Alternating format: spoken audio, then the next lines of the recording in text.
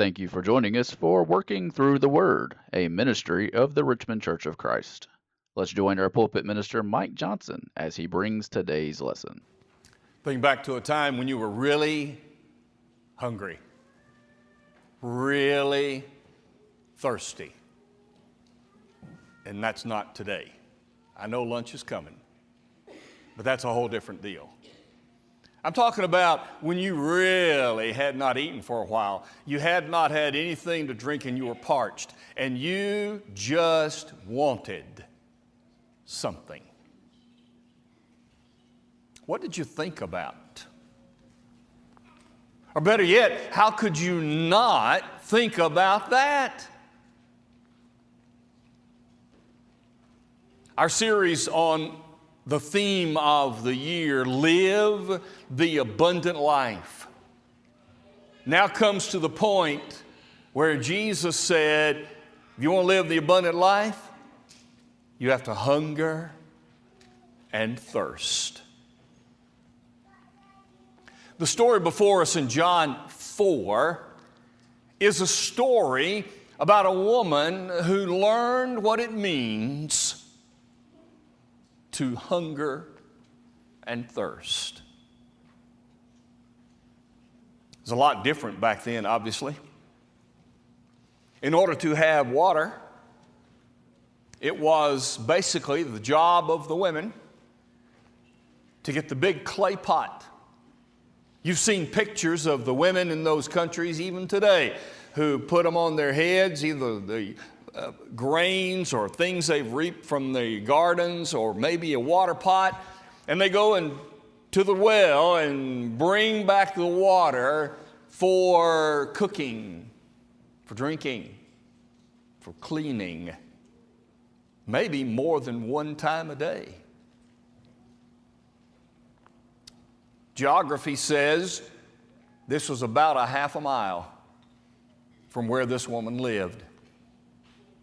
At least once a day, maybe multiple times, she would walk a half mile out and a half mile back, carrying a big heavy pot of water for the family. And there's Jesus, a man she's never seen, has no idea who he is, and he just says, how about give me some water? Well, that's strange in itself because a Jewish person doesn't just talk to a Samaritan person. And more than that, they don't talk to a Samaritan woman. Jesus said, I need something to drink. How are you going to do that? You don't have anything. And Jesus then made the statement, and she figured it out. Woman, if you drink the water that I'm going to give you, you'll never thirst again. And her thought was, yeah, buddy, give me that. You think her first thought was, oh, this is really cool. I'll never get thirsty. I don't have to come this half a mile down the road and a half a mile back carrying a big pot anymore. It's over. I'm finished. It's going to be great. Give it to me. He promises. He said, you'll never thirst again. Oh, and she longed for it. To understand the concept of hungering and thirsting, consider this text in the Old Testament, Psalm 107 and verse number 9. Where the psalmist said, God, the Lord, satisfies the longing soul and fills the hungering soul. When Jesus said, you'll never thirst again, maybe he had reference to that concept in the Old Testament. In order for us to understand hungering and thirsting, because I want to be blessed and I want to live the abundant life, and I'm convinced that you do too, then we need to understand what it means to hunger and thirst. We can use the physical way of what we really are wanting when we're hungry and thirsty, but let's do it a little differently. There are three concepts of this Hebrew word in the Old Testament that helps us understand what it means to long for it. Number one, it's a word used to speak of the desperation of wanting to save a life. The desperation. God said, I'm going to destroy the city of Sodom and Gomorrah. But Lot is there. And he sent an angel to get them out, and they delayed. Then finally in Genesis 19, the angel said, hurry up. I can't do anything until you get out and save your life.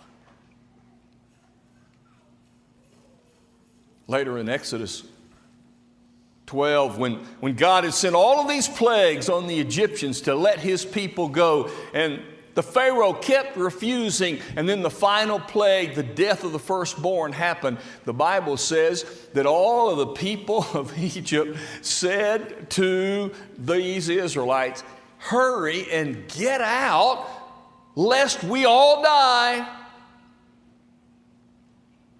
There was a desperation to save a life. And that's what it means to long for something. There's also the urgency to make something happen. You remember when Joseph, who had risen to be second in command in Egypt, and his brothers came to see him, they didn't know him.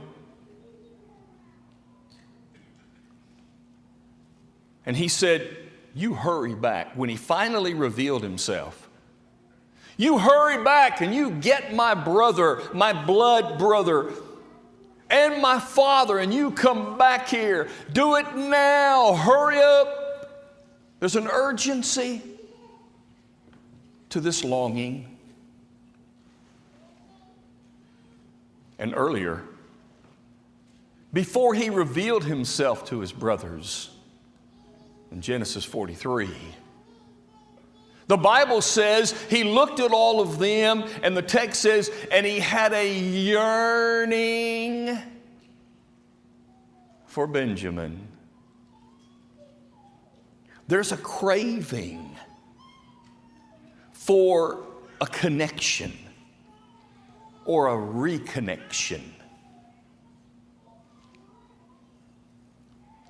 When this woman said, give me that water, she was longing for it. And the Old Testament concept was you're desperate and it's urgent and you have a craving for it. Now that's what it means to hunger and thirst.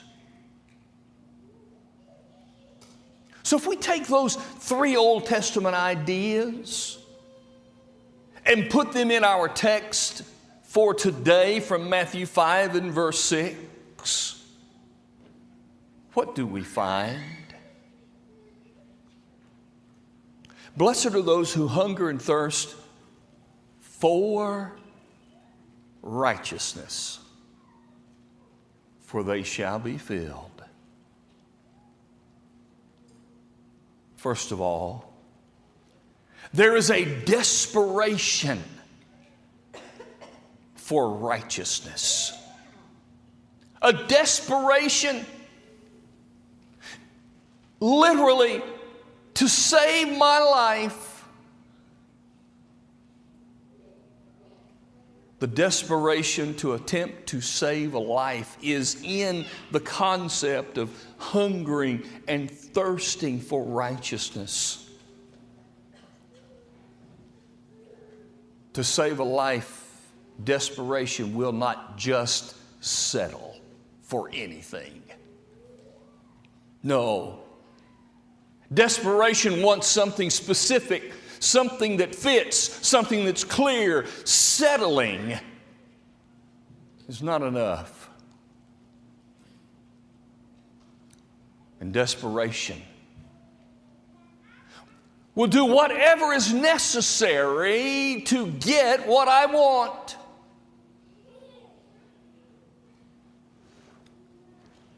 It has the image in my mind of the mother who can move a car enough to get it away from her child. Therefore,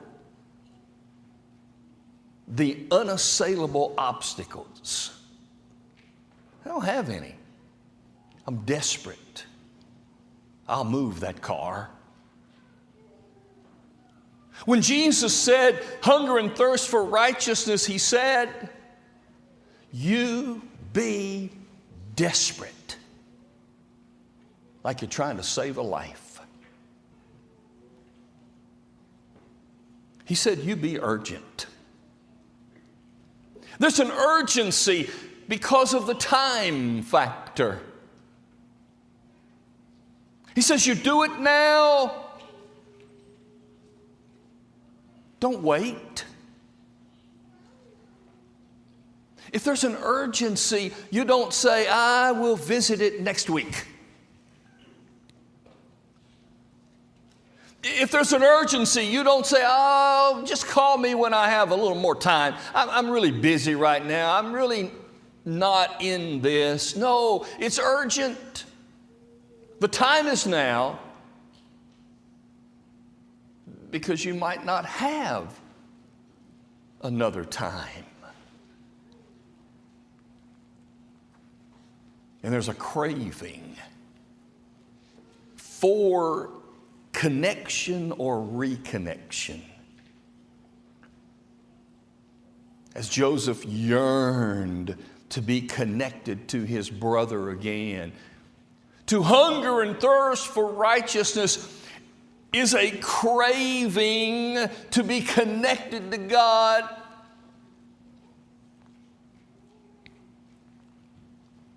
A craving says, I want what I don't have. And that craving just takes over because a void has been created. And you want to fill it. When Jesus said, if you want to have a real abundant life, you want to know what it's all about, really, then you need to have a desperation and an urgency and a craving for righteousness. And I will fill you.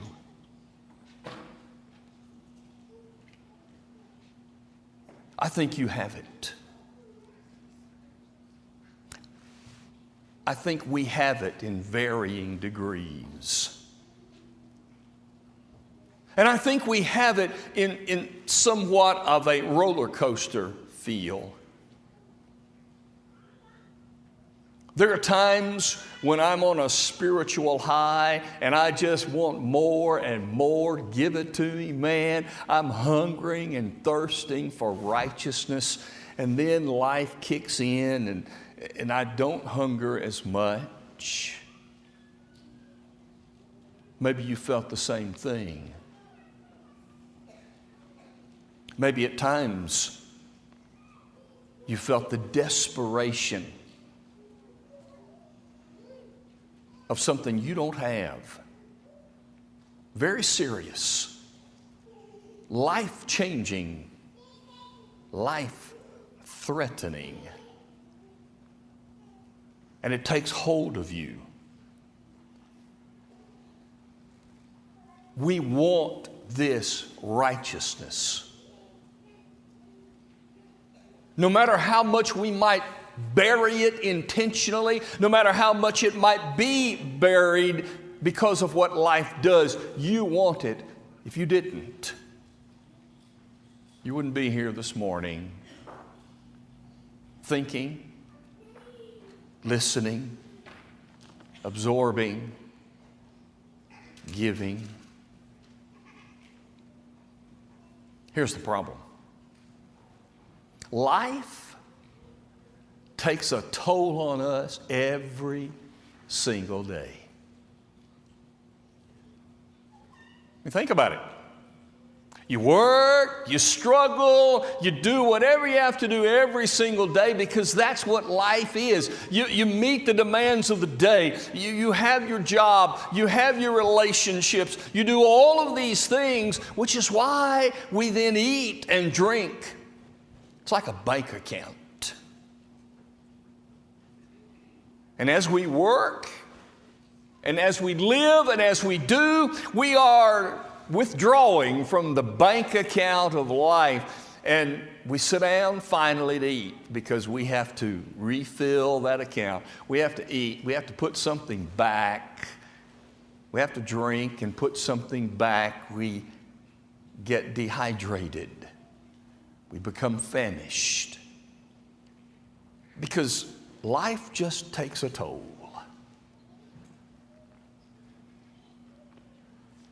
But life also takes a toll on us spiritually. And in that same image of the bank account, spiritually, we're dipping into that account and pulling things out because we're fighting all of the things around us. Paul said in Romans 7 and verse 23, I see another law then, warring in my members and bringing me into captivity to the law of sin, which is in my members. Every day, we are faced with situations of temptation and difficulty and trial. And as we face it, we're dipping into that bank account and we're pulling something out to battle, to fight, try to win this war. And it drains us. It drains us spiritually. And it's the hungering and thirsting that refills and replenishes. The psalmist said in Psalm 42, my soul longs for you as in a dry land.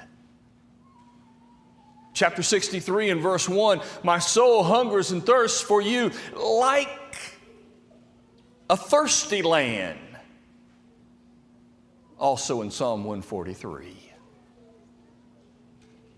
The psalmist said, because every day wears me out spiritually. Every day beats me down spiritually. I long for you. There it is. Like a thirsty land longs for water. You've seen parched ground. Think about it. What happens to ground that is parched from lack of rain? It starts to crack, doesn't it? And get hard. You see that toll taken on the ground revealed a weakness. Exposed to crack, hardened. Spiritually speaking, that can happen to us. Because of all that happens every day fighting this battle can expose cracks and weaknesses. And if we're not careful, it will harden us if we're not constantly making deposits into the spiritual bank account rather than constantly withdrawing. That's what we're doing today. How many times have you left an assembly of worship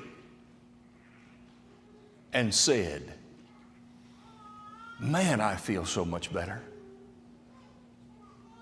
Maybe you came tired and you were rejuvenated.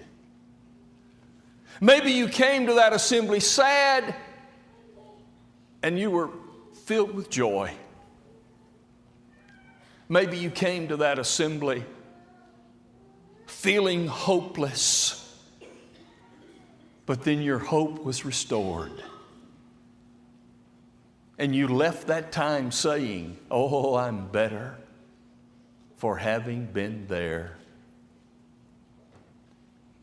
Life takes a toll. And we withdraw from the spiritual bank account, but we have to put it back in. And that's where the longing, the hungering, and thirsting. So what happens? What happens when you lose your appetite for God? How do I get it back? How do I replenish my appetite? I want it. I want to be like the woman at the well who said, give it to me. How do I do it? You have to check back tonight. We're going to figure that out. But in the meantime, while life takes a toll on us, Jesus makes a promise to us. Go back to our text in John 4. And I want you to notice a verse in a way that I've not seen it before. I want to give it to you. I've a number of times mentioned, because I love this concept, when I teach Bible classes and people start talking and they're giving things, and I'm learning. Boy, I learn stuff from people making comments, and I can think of specific moments when I learned this or that or that. And I can right now see it in my head, the night I learned a concept from a woman sitting right over there. And she told me the difference between being satisfied, being content. And I've used this before. Satisfied says, I am so full, I can't have any more. Stop. Content says, this is so great. Give me more and more and more. Listen to what Jesus told this woman. Verse 14. Starting in 13, whoever drinks of this water will thirst again, but whoever drinks of the water that I shall give will never thirst. You'll be satisfied. It doesn't mean you won't want any more of God. It means I won't go anywhere else. Jesus said, you'll never thirst. You'll never want anything else to take the place of Jesus. If you drink the water that He gives, you'll never go anywhere else. You won't want something over there. You won't want something over there. You'll be satisfied with what He gives. But then He continues. But the water that I shall give him will become in him a fountain of water springing up into everlasting life. I'll give you contentment as well. You'll be satisfied. You won't want to go anywhere else and get anything else from anyone else. But what I give will be springing up constantly, giving you more and more, you desiring more and more, you will not only be satisfied, you will also be content. Because when our longing for righteousness really kicks in, we then begin living the abundant life. I know you want that righteousness. I do too. I know it's a struggle.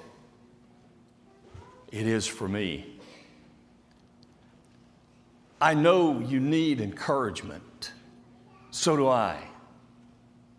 And Jesus makes a promise when the world takes a toll. If you're ready to let Jesus fill your life, springing up into a real sense of satisfaction and contentment, when you decide to obey Jesus, submissive in baptism for the remission of sins, when you decide to be more faithful, that's the journey you'll be on. Can we help you find that journey today? Meet our shepherds as we stand and sing together. We hope you enjoyed today's broadcast, brought to you by the Richmond Church of Christ. We are located at 1500 Lancaster Road in Richmond, Kentucky. We meet on Sunday mornings for Bible class at 9 a.m., followed by our morning worship service held at 10 a.m. Our Sunday evening service is held at 6 p.m., and our midweek Bible study is held on Wednesday at 7 p.m. If you are in the area, we would love to have you as our honored guest. Thanks for listening.